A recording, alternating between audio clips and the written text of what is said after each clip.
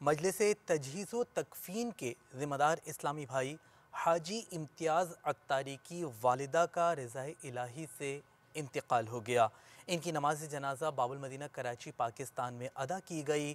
سعادت مند بیٹے نے نماز جنازہ پڑھائی، اراکین شورا نے شرکت فرمائی۔ مناظر ملاحظہ کیجیے۔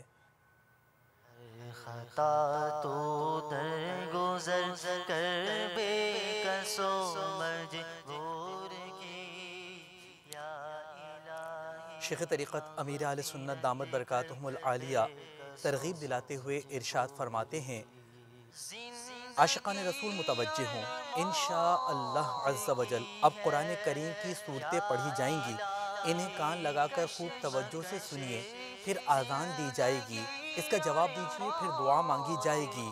مرحوم یا مرحومہ کی قبر کی پہلی رات سخت آزمائش کی گھڑی ہوتی ہے۔ مردود شیطان قبر میں بہکانے کی کوشش کرتا ہے۔ جب میت سے سوال ہوتا ہے من ربکا، یعنی تیرا رب کون ہے، تو شیطان اپنی طرف اشارہ کر کے کہہ دیتا ہے، کہہ دے یہ میرا رب ہے۔ ایسے موقع پر آذان میت کے لیے نہایت نفع بخش ہوتی ہے، کیونکہ آذان کی برکت سے میت کو شیطان کے شر سے پناہ ملتی ہے، آذان سے رحمت نازل ہوتی ہے، میت کا غم ختم ہوتا ہے، اس کی گھبراہٹ دور ہوتی ہے، آگ کا عذاب ٹلتا ہے، عذاب قبر سے نجات ملتی ہے، نیز منکر نکیر کے سوالات کے جوابات یاد آ جاتے ہیں۔